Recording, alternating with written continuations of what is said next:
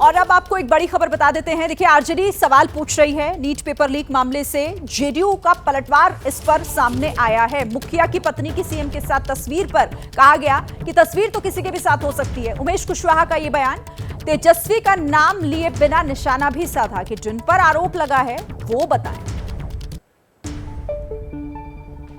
आरोप के लिए क्या, हमारे नेता जो है माननीय मुख्यमंत्री जी बिहार की जनता के नेता हैं, जनता के प्रतिनिधि हैं, तो वो तो कोई भी लोग आ सकते हैं, कोई भी लोग जा सकते हैं, लेकिन इसकी छानबीन हो रही है। सब चीज़ जो भी है दोषी है, जो नीट से खिलवाड़, जो बच्चे के भविष्य से खिलवाड़ किए हैं वो बख्शे नहीं जाएंगे। तो आरजेडी सवाल पूछ रही है जिस पर जेडीयू का पलटवार और साथ ही आरोप भी किस तरह से लगा दिया गया। अब जरा आपको दिखाते हैं भविष्य से खिलवाड़ के कुछ काले किरदारों पर नजर इस बिग वॉल के जरिए आपको समझाने की कोशिश करते हैं। देखिए, सिकंदर यादवेंदु इस पूरे मामले का मास्टरमाइंड और कैसे इसकी कड़ियां कहां तक जुड़ी हुई। अखिलेश कुमार सिकंदर से बेटे के लिए डील उसने की, दूसरी तरफ अभ्यर्थियों अभिभावकों से 40-40 लाख में डील की गई। अब नीचे नीतीश कुमार और अमित आनंद दोनों ही परीक्षा माफिया है जो इस मास्टरमाइंड से जुड़े हुए थे। सिकंदर से 4-4 कैंडिडेट इन दोनों को ही मिले थे, इन दोनों परीक्षा माफियाओं को। अब नीचे आशुतोष कुमार और रोशन कुमार नीतीश और अमित के लिए ये काम करते थे, यानी कि जो दो परीक्षा माफिया इन दोनों के लिए ये आशुतोष और रोशन काम करते थे। इस पूरे मामले में ये नेक्सस है पूरा। दूसरी तरफ गेस्ट हाउस की बुकिंग किसने की? प्रदीप कुमार बिहार पथ निर्माण विभाग का कर्मचारी है जिसने इस मामले में गेस्ट हाउस की बुकिंग की थी। और यहां पर प्रीतम कुमार तेजस्वी का पीएस सवाल इसी को लेकर उठा रही है।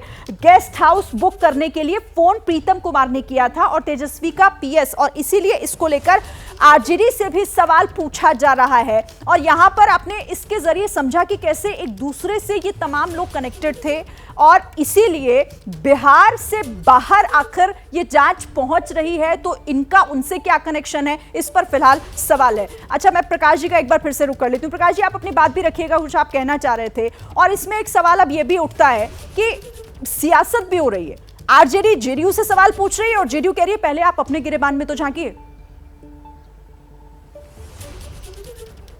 देखिए, सीबीआई जो टेक ओवर कर रही है जांच, इसमें सिर्फ यहीं तक मामला है जो ईओयू ने अपना प्रेस रिलीज जारी करके साफ किया है कि इसमें एक संगठित गिरोह जो अंतर्राज्यीय है वो इसमें शामिल है। तो जाहिर है कि उस गिरोह में है कौन, उस गिरोह का सरगना कौन है, ये बड़ी चुनौती है। जहां तक राजनीति की बात है तो सबसे पहले तेजस्वी यादव पर सवाल उठे। जो बिहार के डिप्टी सीएम हैं विजय सिन्हा, उन्होंने बाकायदा साक्ष्य दिया और कहा कि तेजस्वी यादव के पीएस ने फ़ोन करके जो किंगपिन है सिकंदर, उनके आदमियों को गेस्ट हाउस, सरकारी गेस्ट हाउस में रुकने के लिए आग्रह किया था और उस पर वो रुके भी थे। तो अब इसी के पलटवार में अब ये एक तस्वीर जारी की गई है जिसमें नीतीश कुमार के साथ जो संजीव मुखिया, जो मुख्य सरगना अभी तक जो माना जा रहा है प्रश्न पत्र लीक में, उसकी पत्नी जो आरएलजेपी से लड़ी थी चुनाव, चिराग पासवान की पार्टी से, बाद में पहले जेडीयू में थी। तो ये बताने की कोशिश की जा रही है कि हमाम में सब नंगे हैं, राजनीति से कोई अछूता नहीं है। लेकिन सवाल एक ही है कि इस सरगना को प्रश्रय कौन दे रहा था, संरक्षक कौन था, इसके साथ साठगांठ किसके थे। अगर किसी राजनीतिक दल के या किसी अधिकारी के उससे साठगांठ है तो ये साफ हो जाएगा कि उसे राजनीतिक प्रश्रय भी मिल रहा था। जी ठीक है प्रकाश, आप रहिएगा हमारे साथ। और देखिए, इस जांच की आज सिर्फ एक राज्य नहीं बल्कि कई राज्यों तक पहुंची है, जिसमें एक नाम महाराष्ट्र राज्य का भी है। मृत्युंजय, आपके पास आते हुए, क्योंकि इस पूरे मामले में एटीएस भी इस मामले की तफ्तीश कर चुकी है, जरा बताइए हमारे दर्शकों को कि एटीएस की जांच में कौन कौन सी बातें निकलकर सामने आई। मैं आपको दो बहुत महत्वपूर्ण बात बता दूं कि जो शिक्षक है संजय जाधव जिसका नाम है, वो बच्चों से पैसे लेता था और उन्हें गारंटी देता था कि वो नीट में उनके अच्छे नंबर लाकर दिखाएगा या वो नीट क्वालिफाई कराएगा, पास करा देगा।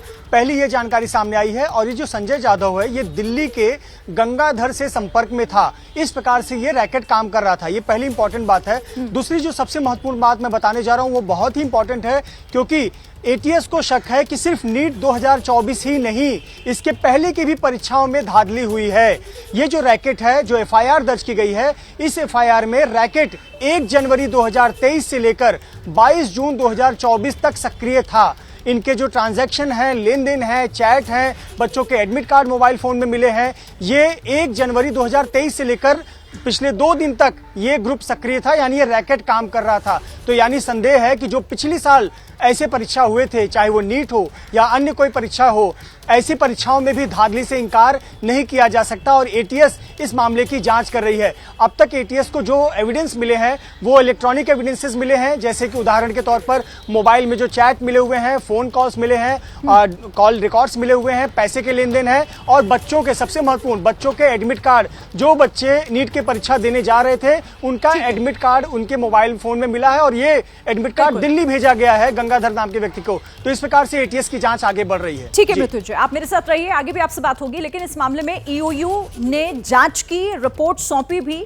ईओयू की रिपोर्ट में कुछ महत्वपूर्ण खुलासे हुए, कुछ बड़े खुलासे आपको बताते हैं इस बड़ी स्क्रीन के जरिए कि आखिर वो खुलासे थे क्या। मीडिया रिपोर्ट्स के मुताबिक जो खुलासे हुए, पेपर सेंटर पर पहुंचने से पहले ही पेपर लीक, बिहार झारखंड के 100 अभ्यर्थियों को मिला था पेपर। कहां रटवाए गए आंसर, पटना का लर्निंग प्ले स्कूल बाईपास पर मौजूद एक होटल, जहां पर झारखंड के अलग अलग शहरों में भी क्या लीक से मैच थे ओरिजिनल पेपर। 68 प्रश्न मिलाए, सीरियल नंबर तक हूबहू थे, किसी तरीके का कोई बदलाव उसमें नहीं था। हजारीबाग का ओएसएस स्कूल, माफिया तक पहुंचाया नीट का पेपर। तो अब तक जो ईओयू ने जो जांच की उसमें ये तमाम चीजें निकलकर सामने आई हैं और अब कहीं ना कहीं देखिए इस बात से क्या साफ होता है। अंकित, इस पर मैं आपसे बात करती हूं क्योंकि इस रिपोर्ट के मुताबिक जो ईओयू की जांच के बाद तैयार हुई, इसमें यह बात तो साफ हो गई, उसने मान लिया है कि पेपर लीक हुआ है, तो फिर उसे रद्द करने में आखिर दिक्कत कहां पर आ रही है? बिल्कुल शिरीन, देखिए सवाल इस वक्त सबसे बड़ा यही है कि अगर ईओयू की शुरुआती रिपोर्ट भी अगर हम इसको कह देते हैं, उसमें भी अगर ये बात साफ हो गई है कि पेपर लीक हुआ है, तो फिर रद्द क्यों नहीं किया जा रहा है? क्योंकि मैं फिर से अपनी बात दोहरा रहा हूं कि जब यूजीसी नेट को लेकर के जब पेपर रद्द किया गया, तो जब वहां पर उनसे सवाल पूछा गया शिक्षा मंत्रालय से, तो जवाब क्या दिया गया कि प्राइमा फेसाई यानी शुरुआती तौर पर ऐसी जानकारी मिली है कि कुछ गड़बड़ी हुई है, धांधली हुई है, इस वजह से इस पेपर को रद्द किया जा रहा है। और यहां पर तो बाकायदा एक इन्वेस्टिगेटिंग एजेंसी है जिसने तथ्य दे दिए हैं, उसके बावजूद अब तक कार्रवाई नहीं हुई। हालांकि उसका रीजन क्या बताया जा रहा है वो भी आपके सामने रख देता हूं। उसमें जब हमने जो शिक्षा मंत्रालय के सूत्रों से बात की है, तो उनका यह कहना है कि आप खुद समझिए कि अगर पेपर लीक हुआ है, जिन आरोपियों के बयानों का जिक्र किया जा रहा है, उसमें से कई आरोपी ऐसे हैं जिनके पासिंग मार्क्स तक नहीं है। तो अगर पेपर लीक हुआ तो वो उनके पासिंग मार्क्स क्यों नहीं आए? हालांकि हमारा काउंटर जवाब यही था कि उसमें से इसका मतलब तो वो ये है कि पढ़ाई में इतने कमजोर थे कि वो पेपर देखने के बाद भी, रटने के बाद भी अटेम्प्ट नहीं कर पाए। लेकिन शिक्षा मंत्रालय के सूत्रों का यही कहना है कि यही तो हम जांच चाहते हैं कि क्या वाकई में पेपर लीक हुआ, और पेपर लीक होने के बावजूद अगर उनके पास में पेपर था तब भी उनकी स्कोरिंग अच्छी क्यों नहीं हुई। इस वजह से अभी संशय बना हुआ है और तभी मामले की जांच सीबीआई को दी गई है। क्योंकि अब ये एक राज्य की बात नहीं है, बिहार, गुजरात, महाराष्ट्र, हरियाणा, राजस्थान, 4-5 राज्यों का इसमें जिक्र हो रहा है। और इस वजह से अब एक सेंट्रलाइज एजेंसी जांच करके ये पता लगाएगी कि अगर लीक हुआ तो किन किन राज्यों में पहुंचा, क्या सिर्फ 15-20 छात्रों तक सीमित था या फिर और भी छात्र शामिल हैं, और इस वजह से सीबीआई जांच की इंतजार किया जा रहा है। जी जाहिर है, और जांच शुरू हो भी गई है, सीबीआई के अधिकारी पहुंच भी गए हैं। जैसे ही घड़ी का काटा दोपहर 2:30 पे आए, बबीता जी का दिल सास बहू साजिश के लिए मचल जाए। और ये है इनकी बहू, पूरे दिन ऑफिस की टेंशन हो जाए गॉन जब ये करें अपना फेवरेट शो फ्री टाइम पे ऑन। इनकी तरह आप भी देखिए अपना फेवरेट शो अपने टाइम पर और डाउनलोड कीजिए एबीपी लाइव ऐप अपने स्मार्ट टीवी पर।